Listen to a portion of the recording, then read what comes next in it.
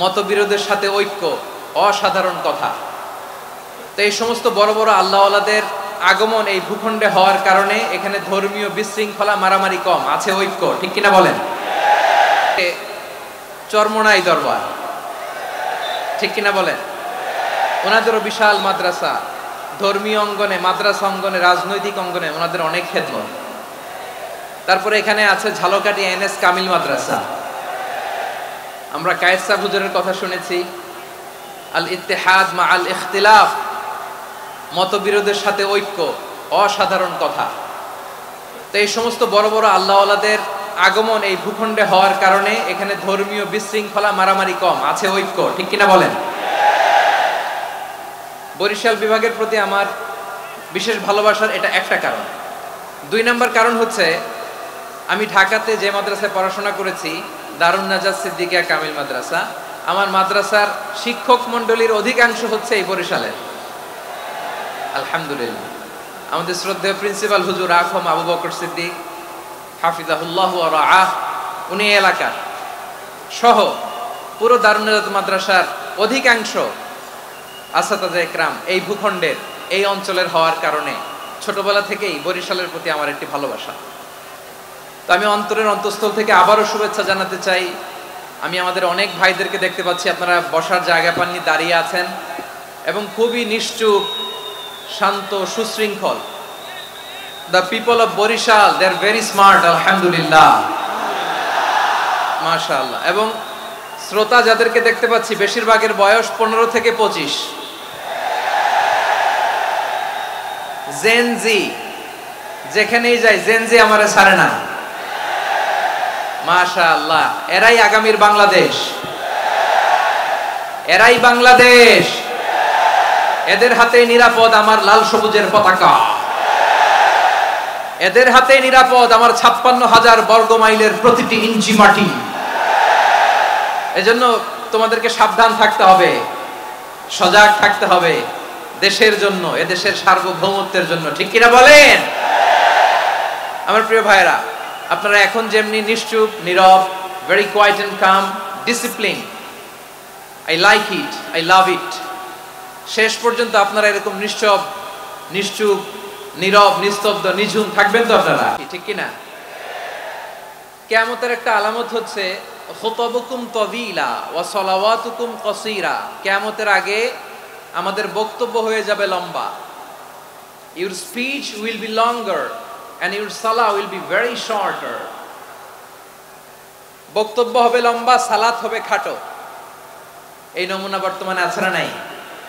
ঘন্টার পর ঘন্টা, তাও তৃপ্তি মিটে না।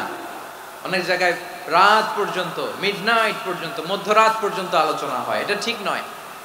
বক্তব্য হবে একেবারে gist, cream of the creams, একেবারে ক্রিম কথাটা আলোচক উপস্থাপন করবেন। হেদায়েত দেওয়ার মালিক কে? ইন্নাকা লা তাহদি মান আহবাবতা ওয়ালাকিন্নাল্লাহা ইয়াহদি মান ইয়াশা। নবী হে, আপনি চাইলেই কাউকে হেদায়েত দিতে পারবেন না। হেদায়েত দেওয়ার মালিক কে? প্রিয় ভাইরা, আমি শুরুতেই দেখতে চাই যে আপনারা বরিশাল বিভাগের কে কোন জেলা থেকে আসলেন, এটা একটু জেনে খোঁজখবর নিয়ে আমি আলোচনা শুরু করবো ইনশাআল্লাহ বিইذنিল্লাহ।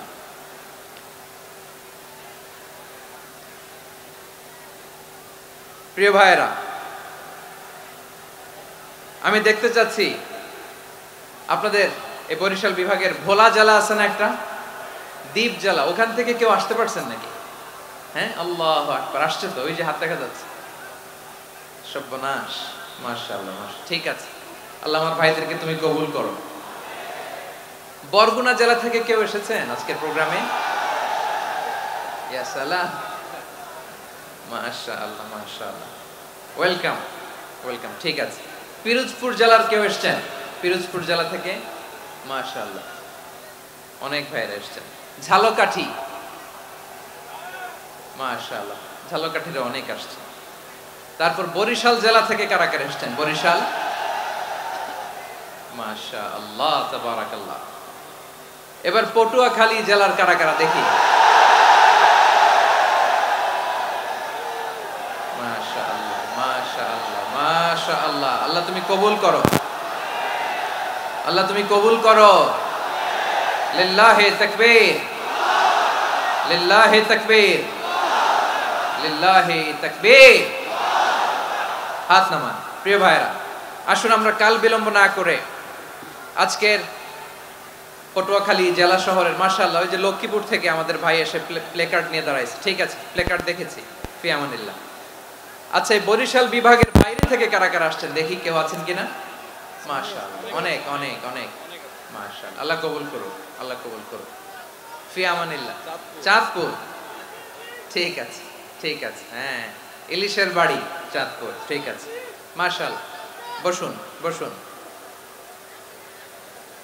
সম্মানিত ভাইরা, আসুন আমরা মূল আলোচনার দিকে চলে যাই। আজকে আমরা যে টপিকটা নিয়ে আলোচনা করব সেটা হচ্ছে, আমরা যে জীবনে বিপদে পড়ি, আমরা বিপদে পড়লে আমাদেরকে উদ্ধার করে কে? আল্লাহ ছাড়া আমাদের বাঁচানোর কেউ আছে? উদ্ধার করার কেউ আছে? রক্ষা করার কেউ আছে? এজন্য বিপদে পড়লে আমরা চাইবো কার কাছে? আমাদের যাই দরকার হোক আমরা ফরিয়াদ করব কার কাছে? নাকি মাজারে যেয়ে চাবেন? মাজারে যেয়ে চাবেন? অনেকে তো মাজারে যেয়ে কপাল ঘষে, আছে না নাই? মাজারে যেয়ে সন্তান চায়, আছে? এই এলাকায় নাই, এলাকার লোকদের আকীদা খালেস আমি জানি। মাজারে যেয়ে কপাল ঘষে আর সন্তান চায়। আচ্ছা, মাজারে গেলে সন্তান পাওয়া যায়? আচ্ছা, মাজারে না গেলে যদি বাচ্চা না হতো, গরু ছাগলের যে বাচ্চা হয় ওরা কোন মাজারে মানত করে বলেন? কথা কি বুঝতেছেন? এই যে প্রতি বছর গরু ছাগল ভেড়া এগুলো যে বাচ্চা দেয়, এরা কোন মাজারে যে মানত করে? এজন্য চাইতে হবে একজনের কাছে, তিনি কে? আমার প্রিয় পটুয়াখালীবাসী, মাজার জিয়ারত করা সুন্নাহ। আমরা মাজার জিয়ারত করব, আল্লাহ ওয়ালাদের কবরে যাব, আমরা সেখানে যে সালাম দিব, দোয়া করব, নিজের জন্য করব, কবরে শুয়ে থাকা মাইয়েতের জন্য করব, পুরো মুসলিম উম্মার জন্য করব। কিন্তু কবরে যিনি শুয়ে আছে ওই বাবার কাছে সন্তান চাওয়া যাবে? চাকরি চাওয়া যাবে? সফলতা চাওয়া যাবে? সফলতা দেয় কে? সবাই বলেন নাই, আওয়াজ করে বলেন, সফলতা দেওয়ার মালিক কে?